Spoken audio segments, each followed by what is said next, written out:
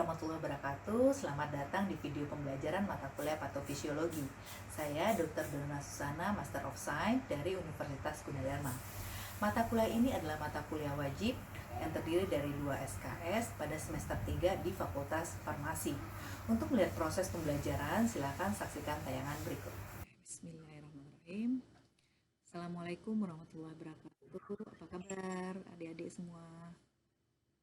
Waalaikumsalam warahmatullahi wabarakatuh. Baik, Ibu. Baik, Ibu. Udah pada makan siang ya. Kalau siang-siang gini kan bawaannya ngantuk ya, apalagi sudah di atas jam 1 siang ya. Oke, baik, hari ini kita akan belajar mengenai materi ke-13 ya, tentang penyakit-penyakit ya yang berhubungan dengan sistem hormonal atau sistem endokrin ya. Di awal perkuliahan kita hari ini ya, saya ingin menjelaskan bagaimana metode pembelajaran yang akan kita lakukan ya pada hari ini ya. Nah, metode pembelajaran ya yang seperti yang sebelumnya juga ya adalah blended learning, di mana penyatuan ya atau pengkombinasian antara metode pembelajaran sinkronus ya dan asinkronus. Nah, sinkronus itu apa ya? Mungkin kalian udah pada tahu ya. Itu adalah sebuah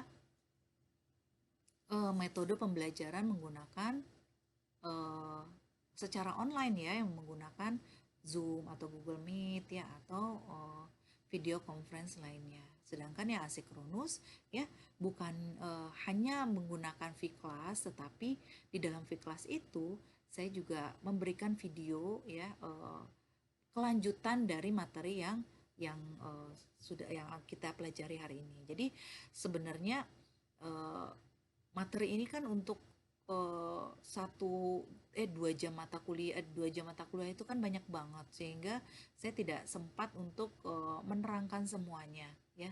Nah, jadi sisa dari materi ini nanti bisa kalian lihat di vClass ya. Nah, untuk kegiatannya ya bisa dengan kuliah, kemudian ada diskusi interaktif dan ada studi kasus ya. Nah, kemudian untuk materi-materinya sudah ada di vClass ya. Nah, nanti tugas mandiri dan ada tugas diskusi kelompok juga ada di vClass ya. Kemudian nanti hasilnya ya kalian silakan kirimkan ke email staff saya ya. Nah, untuk penilaian, penilaian sendiri itu mungkin kalian sudah pada tahu ya, UTS 70% ya, UAS 30% ya. Nah, UTS 30%, UTS yang 70% itu ya terdiri dari 50% hasil dari ujiannya, kemudian 20% tugas dan keaktifan sebanyak 20% ya. Makanya saya ingin kalian benar-benar aktif dalam diskusi nanti gitu ya. Nah, presensi 10%. Nah, bagaimana dengan UAS? UAS juga seperti itu ya. Komposisi penilaiannya seperti itu.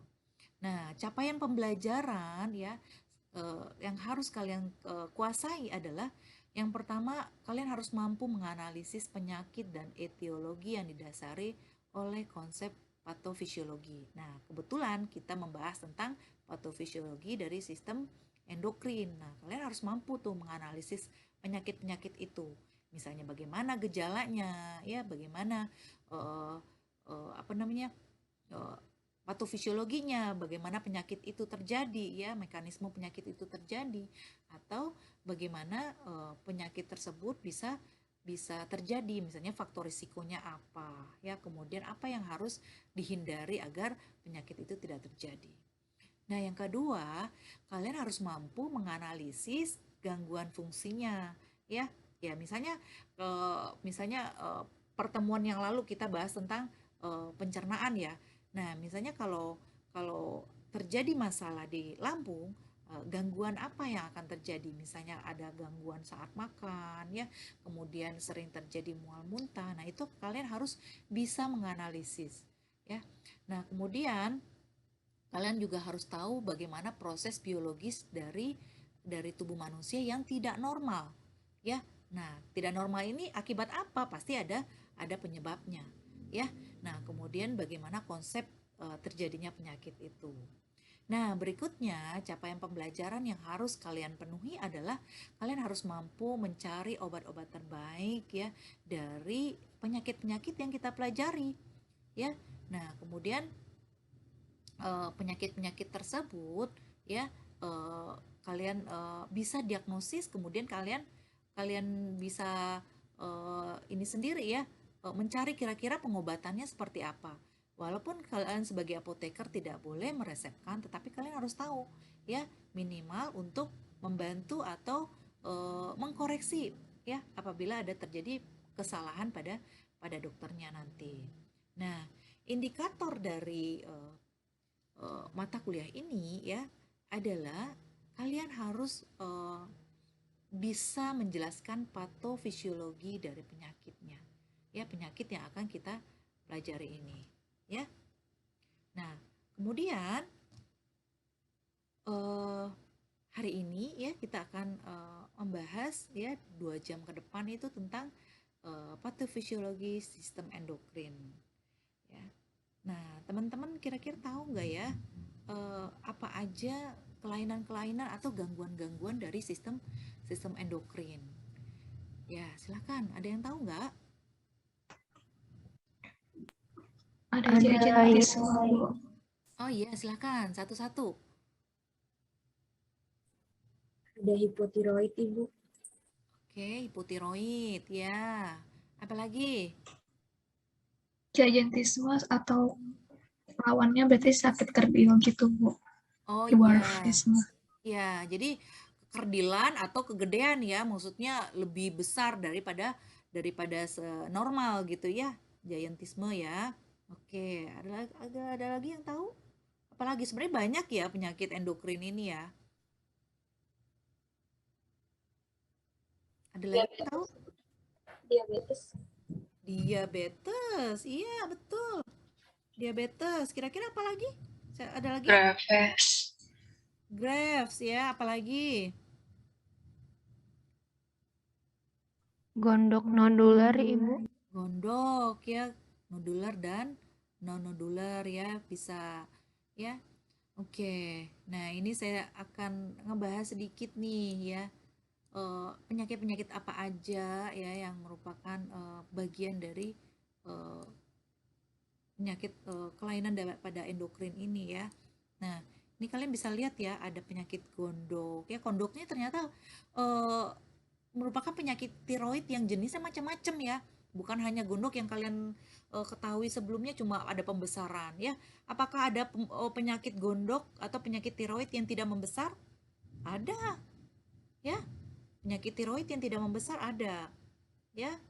Nah, jadi nggak kelihatan pembesaran gondok, tetapi dia mempunyai gejala-gejala klinis, kemudian hasil laboratorium yang mengarah ke penyakit tiroid. Ya, nah berikutnya ini diabetes. Nah, nanti kita akan bahas diabetes di pertemuan berikutnya. Karena apa? Karena memang penyakit ini adalah suatu penyakit yang memang bisa menyebabkan penyakit yang lain. Ya, maksud saya di sini penyakit ini nanti bisa apa ya banyak rentetannya gitu loh ya.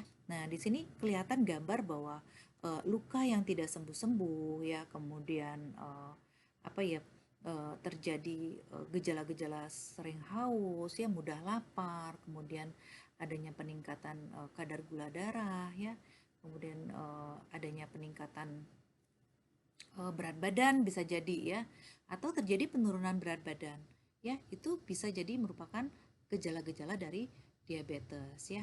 Nah, berikutnya ini adalah sindrom Cushing ya. Sindrom Cushing ini biasanya banyak terjadi pada orang-orang ya yang banyak mengkonsumsi obat-obat steroid ya. Apakah itu dexamethasone ya atau steroid yang lain ya, prednisolon dan lain-lain. Nah, Cushing syndrome ini gejala-gejalanya seperti ini ya, mukanya bulat ya, kemudian ada kulitnya itu menjadi ada guratan-guratan gitu ya. Jadi ya sebenarnya terjadi penurunan elastisitas dari kulit ya. Kemudian penyakit Addison. Nah, Addison ini sebenarnya penyakit yang berhubungan dengan kelenjar adrenal. terjadi perubahan pada jari-jari ya, kemudian juga lebih lebih sering berkeringat ya. Nah, gigantisme ini adalah penyakit-penyakit yang menyebabkan orang itu tumbuh dari lebih daripada normal, jauh lebih besar, jauh lebih tinggi ya daripada tinggi normal ya. Nah, kemudian akromegali ya. Akromegali itu tangan-tangannya, jari-jari tangannya itu besar gitu loh, sehingga bisa apa ya istilahnya, kadang-kadang lebih besar dari diameter kepalanya gitu ya. Nah, ini merupakan penyakit-penyakit pada sistem endokrin dan hormonal. Nah, kita hari ini ngebahas tentang penyakit tiroid ya, khususnya penyakit tiroid, hipertiroid, dan hipotiroid. Nah, tapi penyakit tiroid itu banyak ya, mulai dari eh, ini ya hipertiroid ya, kemudian ada hipotiroid ya, kemudian ada Graves ya, ada tiroiditis ya. Tiroiditis ini seperti peradangan ya atau infeksi pada tiroid ya, kemudian Hashimoto ya, yang merupakan penyakit autoimun juga ya. Kemudian ada goiter dan penyakit tiroid nodul dan non-nodul ya. Kemudian yang terakhir adalah cancer ya. Nah, ini CA tiroid ini termasuk CA yang memang ini ya banyak diderita oleh orang-orang yang tidak menjalani terapi hipertiroid atau hipotiroidnya dengan lengkap ya. Nah, kita lihat nih ya, adanya perbedaan antara tiroid dan hipertiroid. Nah, kalian bisa lihat ya di sini ya, kalau pada hipotiroid ya, gejala-gejalanya itu ya ada yang sama tapi ada lebih banyak berbedanya dengan hipertiroid ya. Nah, kalau yang hipotiroid itu biasanya cenderung lebih lemes, lebih ini ya, tidak berdaya gitu, lebih capek, kelihatan orangnya itu sangat lelah gitu, padahal tidak melakukan aktivitas ya. Kemudian ada masalah dengan memori ya, masalah di memori, dan mereka biasanya lebih cenderung depresi ya. Nah, dibandingkan yang hipertiroid itu memang terjadi depresi, tetapi mereka lebih cenderung ke kesulitan tidur ya. Jadi depresinya itu akibat dari mereka sulit tidur, kemudian mereka lebih irritable ya, lebih gampang, lebih sensitif gitu ya, lebih lebih gampang cemas, gampang was-was ya, gampang gampang ini ya, eh, apa namanya, disenggol dikit aja tuh jadi ini ya, jadi gampang marah gitu loh ya. Nah, kalau dari rambut ya, kalau rambut biasanya orang-orang hipotiroid ini dia lebih kasar ya, lebih kasar ya, dan lama-lama bisa menyebabkan kerontokan. Begitu juga dengan hipertiroid, tapi hipertiroid ini dia lebih cenderung eh, apa rambutnya itu patah-patah gitu loh ya, patah-patah ya, dan yang akhirnya juga bisa menyebabkan kebotakan gitu ya, atau hair loss ya. Nah, kalau pada sistem pencernaan ini lebih cenderung ya, kalau ini adalah khas daripada hipertiroid, mereka akan strong feeling of hunger ya. Jadi dia lebih cepet apa ya, cepet dari segi lapar ya, gampang lapar, 2 jam habis makan itu terasa cepet lapar ya. Kemudian pada pada ini juga, pada orang-orang yang hipertiroid ini ya, mereka lebih cenderung kurus ya, lebih cenderung kurus, dan lebih ini ya, lebih apa ya, nafsu makannya itu lebih besar ya dibandingkan orang hipotiroid ya. Nah, kalau pada hipotiroid itu biasanya itu susah BAB ya pencernaan, kemudian mereka lebih lebih gemuk biasanya, lebih bulat, lebih bengkak gitu ya dibandingkan orang hipertiroid ya. Nah, pada orang kalau kita lihat wajah dari orang-orang hipotiroid ini ya, itu lebih cenderung bengkak gitu, sembab gitu ya, dibandingkan hipertiroid karena lebih kurus ya. Nah, kalau orang-orang hipotiroid ini matanya, kelopak matanya bengkak ya, kemudian ininya ya apa namanya, kantung matanya lebih besar ya, kemudian kelihatan seperti hmm, apa sih, mukanya lebih bulat, lebih cabi gitu ya. Nah, kalau hipertiroid enggak ya. Nah, dari wajahnya itu lebih cenderung tirus gitu, lebih kurus gitu ya kelihatannya. Nah, kemudian eh, pada hipertiroid dan hipotiroid sama-sama terjadi enlarge ya, membesar ya. Nah, tetapi penyebabnya berbeda ya. Nah, kemudian dari frekuensi denyut jantung ya. Nah, itu kalau pada hipotiroid itu lebih lebih cenderung lebih lemah gitu ya. Frekuensinya lebih lebih pelan ya, kemudian lebih lemah ya. Nah, sedangkan pada hipertiroid itu terjadi peningkatan frekuensi jantung. Kadang-kadang frekuensi jantungnya itu terjadi aritmia ya, kadang frekuensi apa namanya? Uh, denyut jantung yang kadang-kadang hilang gitu ya. Jadi frekuensi jantung yang tidak normal ya, kadang-kadang ada, kadang-kadang apa namanya, berkurang gitu loh ya. Kemudian ada peningkatan tekanan darah ya. Nah, ini khas sekali pada orang hipertiroid. Nah, gejala yang lain adalah kalau pada orang hipotiroid itu ya, kalau kulitnya itu lebih cenderung kering gitu ya, lebih kasar gitu ya. Kemudian parestesi, jadi seperti kalau disentuh itu dia tidak begitu apa ya, berkurang lah ya rasanya ya, sensasi rasanya berkurang. Kemudian ototnya sering-sering terjadi kram ya. Nah, kalau pada orang yang hipertiroid itu lebih lebih cenderung hangat ya, kemudian karena memang mereka hipertiroid ini lebih banyak berkeringat ya, kemudian dia lebih hangat ya, kemudian temperatur tubuhnya itu lebih lebih tinggi ya. Kalau orang hipotiroid lebih cenderung dingin ya. Sedangkan hipertiroid lebih hipertermi ya, kemudian kulitnya itu karena selalu berkeringat sehingga lebih lebih lentur, lebih moist ya.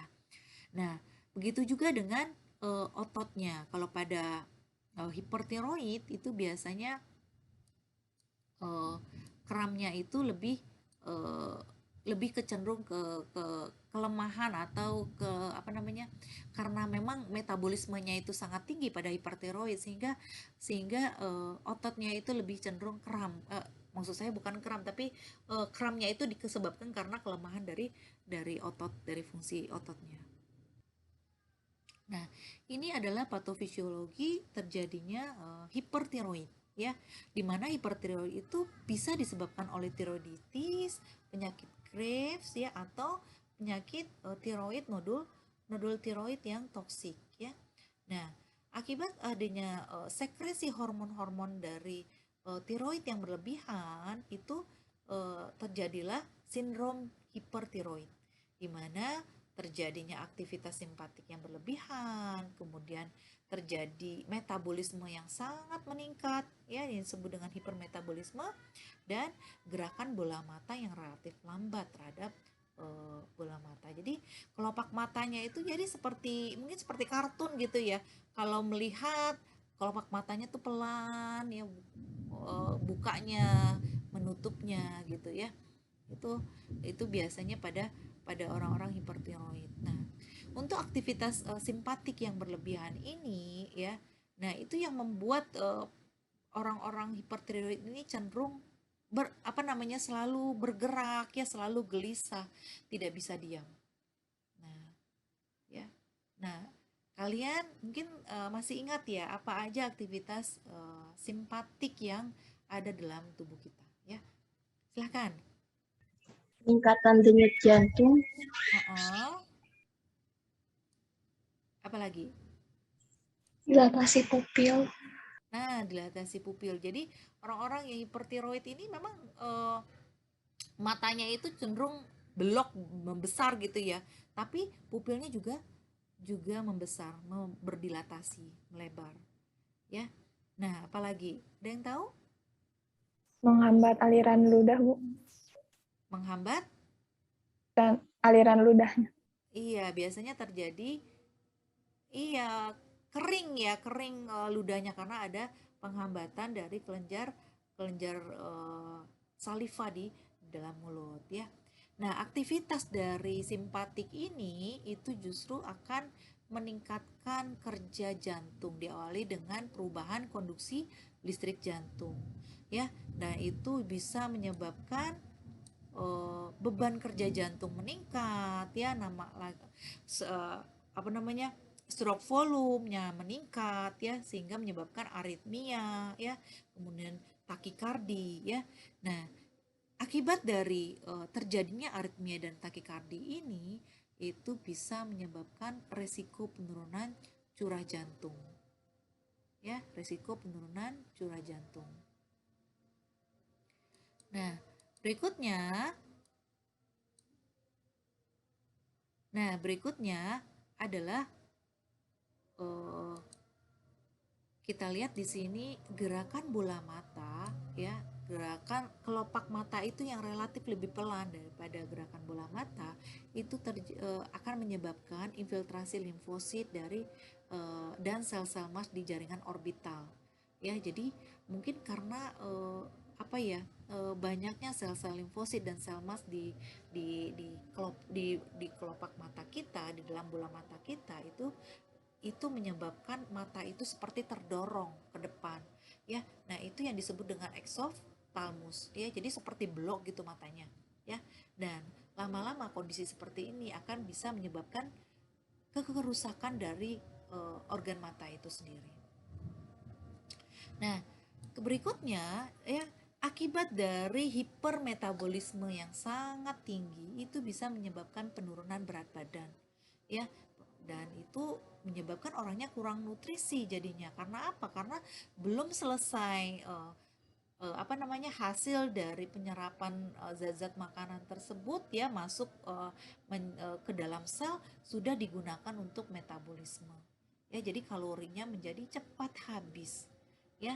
Nah, kemudian penurunan berat badan ini menyebabkan karena kurangnya pengetahuan dan kurang informasi ya, sehingga orang-orang dengan hipertiroid ini kadang-kadang tidak menyadari gitu loh, kok berat badan saya makin kurang ya, karena dia tidak memahami sebenarnya penurunan berat badan dalam waktu tertentu bukan karena diet, bukan karena apa-apa, itu terjadi dalam waktu yang cepat. Misalnya dalam waktu 2 pekan, 1 bulan sudah terjadi penurunan berat badan 5-10 kilo, itu sudah ke arah hipertiroid ya.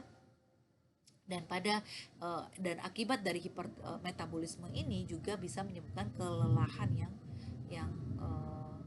yang terus-menerus ya. Berikutnya ini ada jenis-jenis hipertiroid ya, dimana hipertiroid itu ada 3, yaitu nodul otonom ya, kemudian yang goiter multinodular, dan penyakit Graves ya.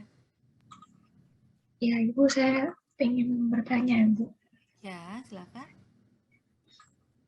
Kan kalau dalam fisiologinya sistem endokrin itu kan salah satunya tuh ada peran dari iodin ya, Bu, ya, untuk dalam memproduksi T3 dan T4 ya, Bu. Iya. Nah, menurut sumber dari yang saya baca itu, jika intake atau masukan dari iodin yang terlalu tinggi itu dia akan menyebabkan hipertiroidisme. Tapi intake yang terlalu rendah pun juga akan menyebabkan hipertiroidisme. Itu kenapa begitu ya, Bu? Iya. Jadi intake yang tinggi ya, berarti dari eksternal itu menyebabkan tiroidnya itu tidak mampu menyerap iodiumnya secara optimal ya. Otomatis dia harus memperbanyak diri kan. Iya kan, memperbanyak diri, membelah, terjadi hiperplasia dari sel-sel kelenjar tiroid itu. Agar apa? Ya, kalau iodium terlalu tinggi di dalam darah, ya, apabila tidak digunakan oleh tiroid untuk menghasilkan hormon tiroid, itu akan menyebabkan toksik, ya, toksik di dalam darah kita, ya, kadar iodium yang tinggi sekali dalam darah, ya. Nah, begitu juga jika jumlah iodium yang diserap itu yang intake-nya kurang, otomatis secara fisiologis ya kelenjar tiroid kita itu pasti akan memperbanyak diri juga gitu loh. Ya, memperbanyak diri dengan cara hiperplasia sel, sehingga jumlah yang dibutuhkan oleh tubuh ya, jumlah yang dibutuhkan oleh tubuh itu terpenuhi gitu loh. Ya. Jadi sama-sama bisa menyebabkan hipertiroid ya. Nah, tetapi masalahnya yang paling penting yang terjadi di Indonesia ini adalah kekurangan iodium ya, dimana negara kita ini adalah negara maritim ya, banyak laut, dimana garamnya berlimpah.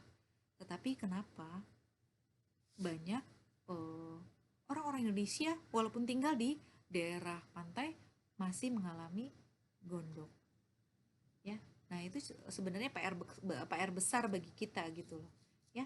Apakah memang selama ini garamnya itu tidak mengandung iodium? Bisa jadi ya, tidak ditambahkan iodium gitu ya, atau memang selama ini konsumsi garamnya yang kurang ya. Nah, teman-teman, saya akan memberikan sebuah studi kasus nih, silahkan di jawab ya, kira-kira ini mengarah ke penyakit apa. Silahkan. Seorang wanita berusia 27 tahun ya datang mengeluh ada penurunan berat badan ya, kemudian sering berdebar ya, sering was-was, gelisah, berkeringat ya, kemudian gemeteran ya. Kira-kira diagnosis ke arah penyakit tiroid apa ya? Ada yang bisa jawab? Laila? Hipertiroid. Oke, bagus sekali Septi. Lebih cenderung ke hipertiroid ya. Tetapi ya, itu belum diagnosa pasti. Ya, kita harus memeriksa TSH, T3 dan T4-nya dulu ya, agar diperoleh diagnosa yang lebih valid ya. Makanya kalau orang-orang yang punya kecenderungan gejala-gejala tertentu ya, yang seperti saya sebutkan tadi ya, apakah gejala hipotiroid apakah, atau yang hipertiroid, harus dilihat klinisnya, kemudian diperiksa laboratoriumnya ya, darahnya. Oke, baik, terima kasih ya teman-teman. Kita ketemu lagi pekan depan untuk mata kuliah atau materi yang lain ya, dan semoga apa yang kalian dapatkan hari ini ya bisa kalian cermati ya, kemudian kalian analisa dengan baik, kalian pahami, sehingga nanti di lapangan setelah kalian kerja nanti kalian bisa menerapkan ilmu yang sudah kalian dapatkan. Oke, terima kasih atas perhatiannya ya. Assalamualaikum. Waalaikumsalam. Waalaikumsalam. Waalaikumsalam. Terima kasih, Bu. Ibu.